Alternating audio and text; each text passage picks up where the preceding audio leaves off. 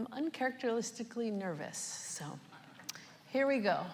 Hello, I'm a grateful believer in Jesus Christ who is an adult child of a dysfunctional family, and I am in recovery for anger and codependency. My name is Tracy. Hi, Tracy.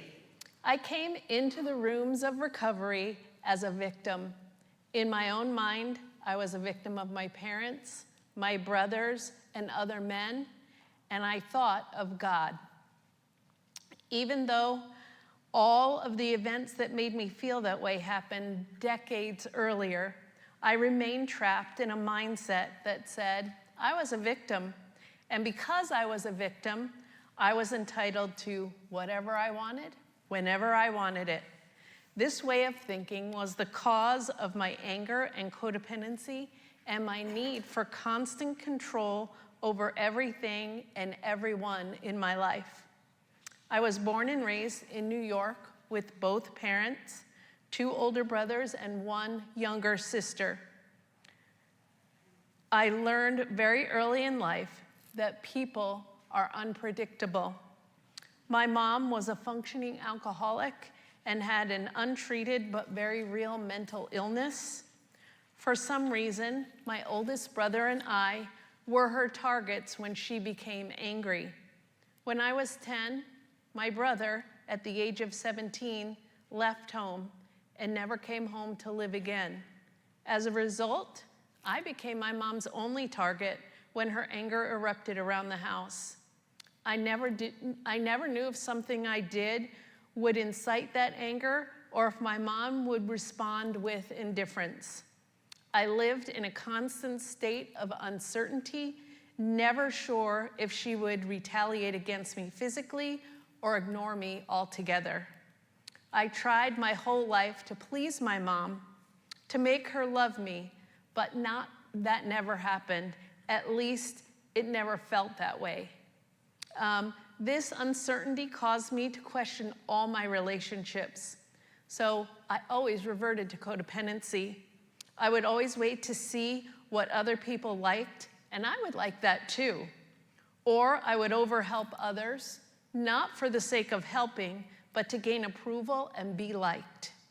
This made me feel like I could control the people around me, but helping in this way built a lot of resentments in me that always turned into anger and frustration.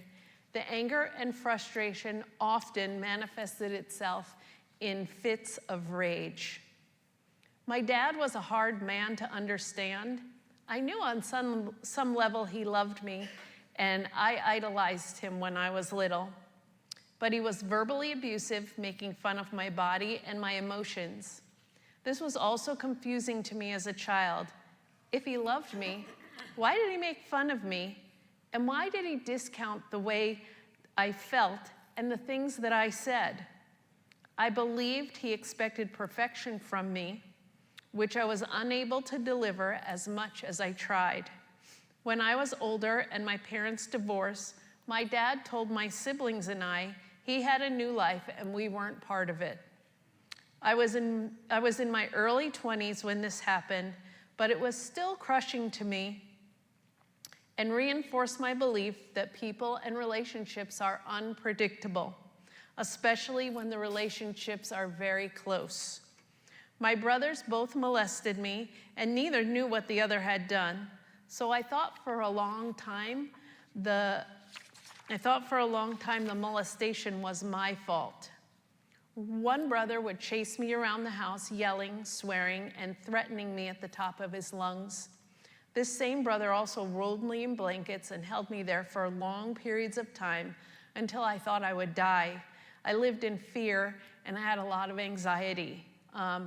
As a result of these relationships in my family, I was a little girl who saw the need to control as much of my world as I could by staying in the background as much as possible, trying to guess what people wanted, doing what I thought that might be, by being angry and shutting down my emotions. I also chose to numb my pain by first drinking and then doing drugs. I got drunk for the first time around the age of 9, when I snuck sips of booze from my parents' glasses and discovered that alcohol had a marvelous numbing effect. I drank only sporadically at first, but by the age of 12, I was drinking regularly and smoking pot. Other more serious drugs soon followed, until at the age of 18, I was at a place where I wanted to quit, but I was unable to stop. My mom had threatened that if she found out I was doing drugs, she would put me in a mental hospital, so I didn't feel I could tell anybody what I was struggling with. For 18 months, I tried to quit doing drugs, but I couldn't do it.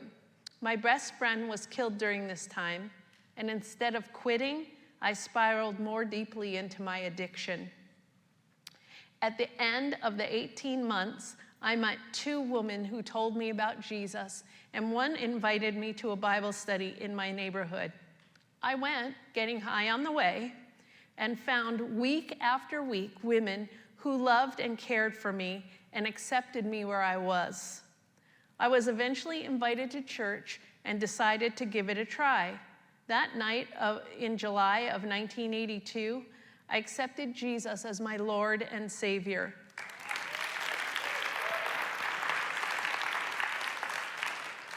My birthday was 1 week later, and I went with a good friend to celebrate.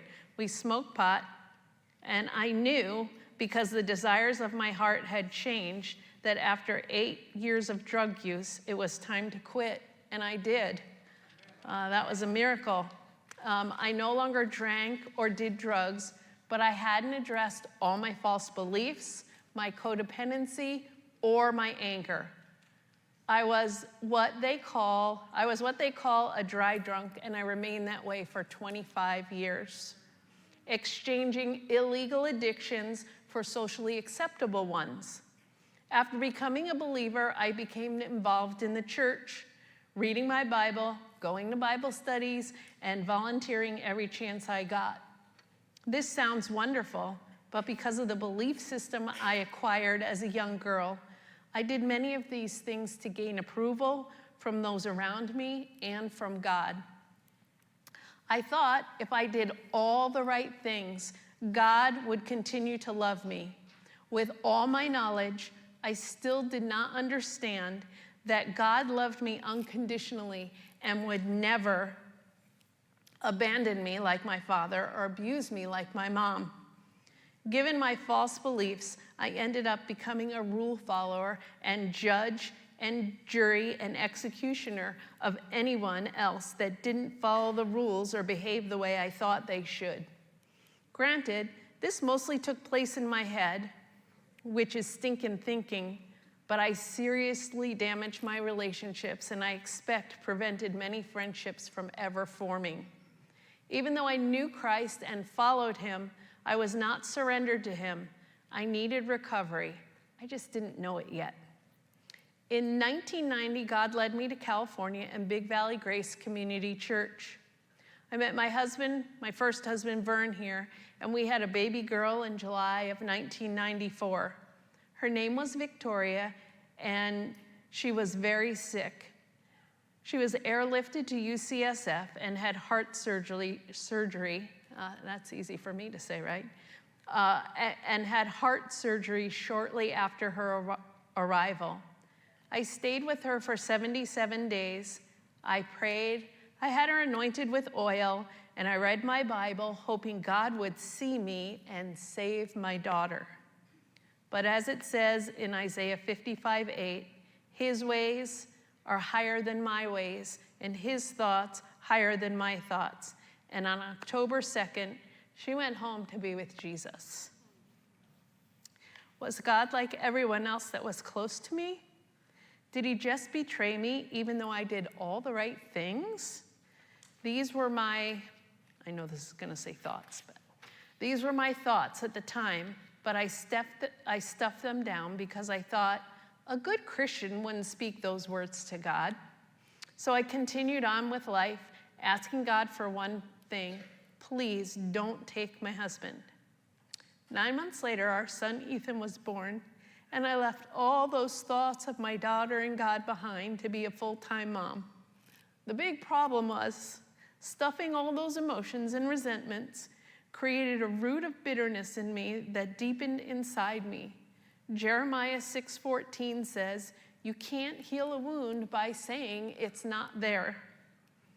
I now not only carried all the wounds from my childhood, but those that were caused by the loss of my daughter and the 3 miscarriages I had after my son was born.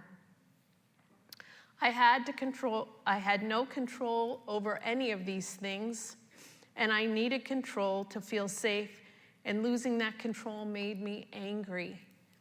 Angry at my son for not behaving exactly how I wanted him to, angry at anyone that didn't meet my internal standards, and angry at myself. The codependency made me feel the need to control my life, and when I felt out of control, my anger increased, and I often acted out in that anger. When Ethan was 10, my husband was diagnosed with Lou Gehrig's disease.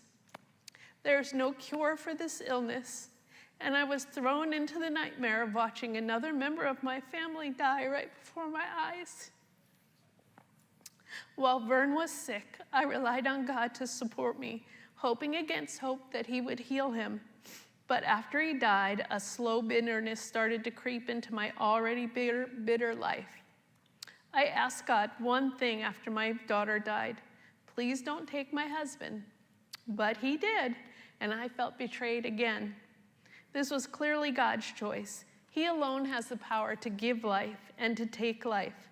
But again, Isaiah 55:8 says, "His ways are not my ways, and his thoughts are not my thoughts." By this time, I didn't just need recovery, I desperately needed it for many reasons.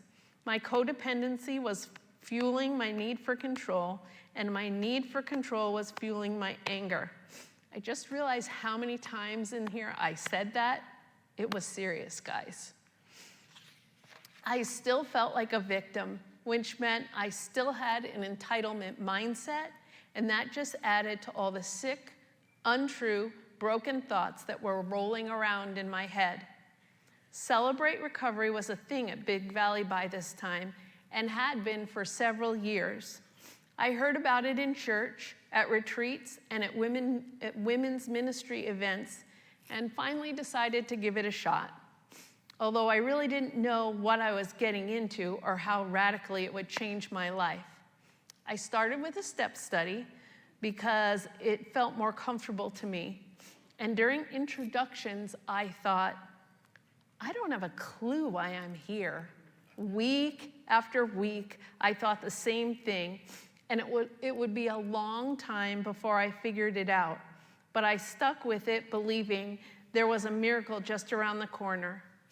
I finally started to go to large group on Tuesday nights, where I heard teaching and learned how to share in a safe, grace-based group, but did not go to open share right away. This was really unfortunate because I would later learn small group on Tuesday night was a vital part of the recovery process and my recovery process.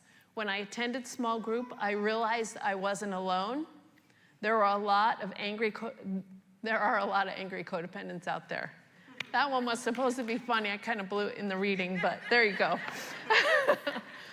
This is also where I formed close relationships and started to find an accountability partner and eventually a sponsor. Proverbs 11:14 says, "Where there is no guidance, the people fall, but in abundance of counselors there is victory." I was able to share my past abuses, my codependent tendencies, and my angry outbursts without the fear of judgment, and I could speak, say my piece, and be left alone. No helpful hints or list of suggested reading materials followed my time of sharing. I could even say I was angry at God without retribution. This is also where I heard the slogan, "Keep coming back, it works if you work it, because you're worth it." I thought it was silly to hold hands and chant that recovery slogan. But that's because I didn't believe I was worth it. I was, however, still working still willing to work the steps and practice these principles. Oh, wait a minute, did I miss something? No, I didn't. So here I was, one step study down, and I wondered why I didn't experience my miracle yet. I still had an entitlement mindset, but I did the work. Why didn't God come through? I was still so angry and bitter at God, those who abused me and myself, and I really wasn't surrendered to God because I just didn't trust him yet. I decided to keep coming back, though, because I could see the experienced strength and hope in those around me. Slowly, God was healing the wounds that kept me bound in unforgiveness, anger, fear, and bitterness. In these feelings, let's try that again. All these feelings fueled my codependency and my need for control. He started healing me because as I finally surrendered to the process and worked this simple program step by step, one day at a time, one moment at a time, I learned to accept hardship as a pathway to peace and to take this world as it is, not as I would have it. Each year, I have learned more about his love and care for me, and I have come to believe that he does love me, and I will continue to work it because I'm worth it. Psalm 3:3 says, "Thou, O Lord, art a shield about me. You're my glory and the lifter of my head." He has healed me so well that I now have safe and healthy relationships with each one of my siblings because practicing the steps has given me the ability to forgive. My relationship with my dad was also restored several years before he passed away in May of 2018. In November of 2019, I still was kind of having some trouble surrendering to God. I still wanted and needed that control. I was having a hard time fully trusting God, even after all the healing I had received.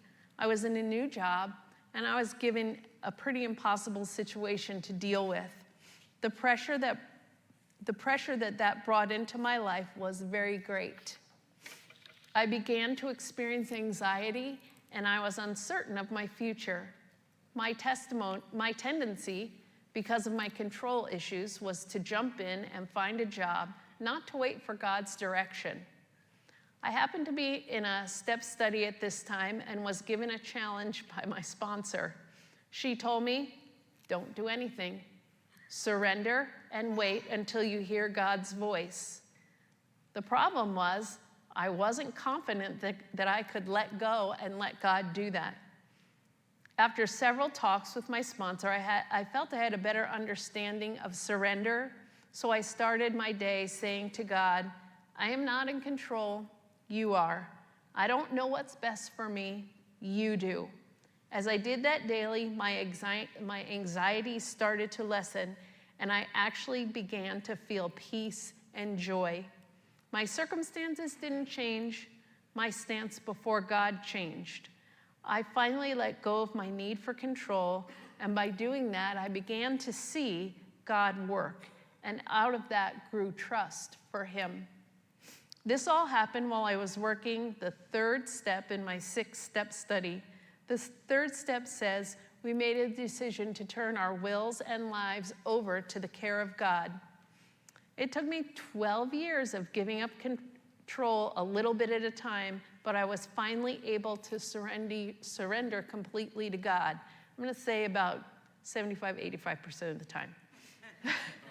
I learned how vital step 3 is to the recovery process, and I am so thankful God allowed me the time and process to finally let go and let him. When my new husband Randall and I were married in 2015, I mistakenly thought that because we were both in recovery, it would be a simple life transition. I see some of you have had this experience. I quickly learned that expectation was very wrong. No, unrealistic and very wrong. I found myself feeling crazy and confused about the many conflicts that arose as soon as the day we returned home from our honeymoon. In the spring of 2020, I came face to face with the reality that if something didn't change, the rest of my life would be very unhappy. My sponsor has always encouraged me to go to extra meetings during the week. So in the summer of 2020, I finally committed to 90 meetings in 90 days. I completed all 90 days and then some, and still attend both online and in-person meetings and listen to recovery podcasts.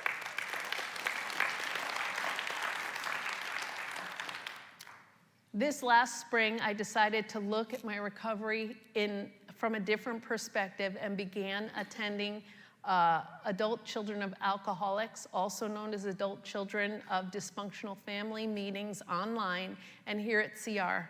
I discovered I have more work to do, but that's okay because recovery is about progress, not perfection. All of these meetings have changed my life, and I realized that I'm no longer just doing recovery once a week, but recovery is becoming part of the fabric of my life. I daily hear slogans such as first things first, how important is it? And I love the ACA Serenity Prayer. God grant me the serenity to accept the people I cannot change, the courage to change the one I can, and the wisdom to know that one is me.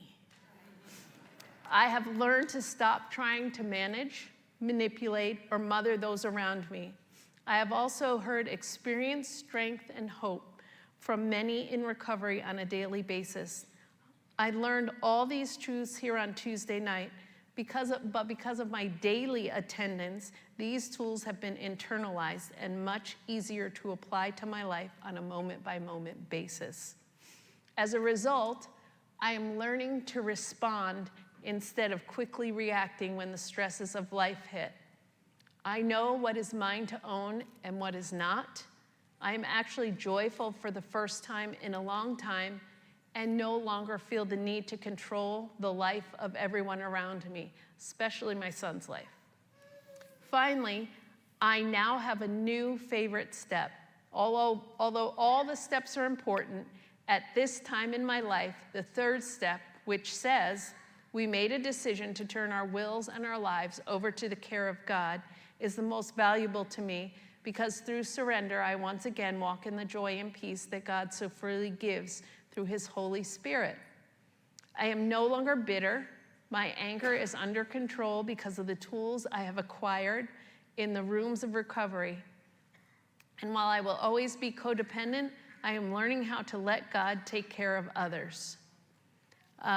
The 10th step is also very important because keeping short accounts, asking for forgiveness, and extending forgiveness in a timely manner keeps me right with God and others and prevents another root of bitterness from growing in me.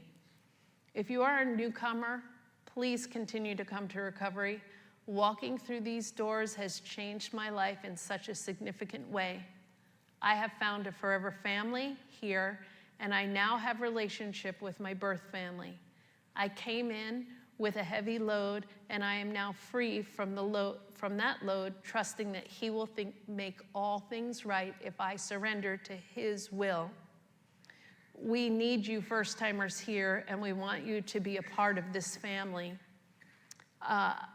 Today, I carry out the 12th step by sorry, guys.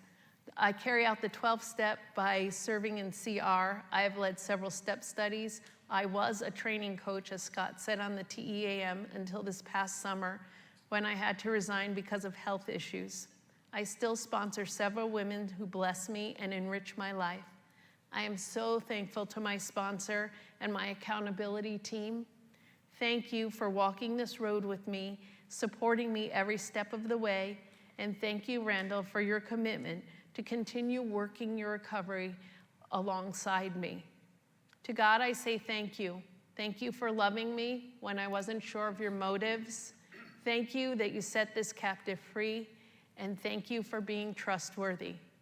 Isaiah 61, 1 and 2. The Spirit of the Lord is upon me, because the Lord has anointed me to bring good news to the afflicted. He has sent me to bind up the brokenhearted, to proclaim liberty to captives and freedom to prisoners, to proclaim the favorable year of the Lord and the day of the vengeance of our God, to comfort all who mourn. Thank you.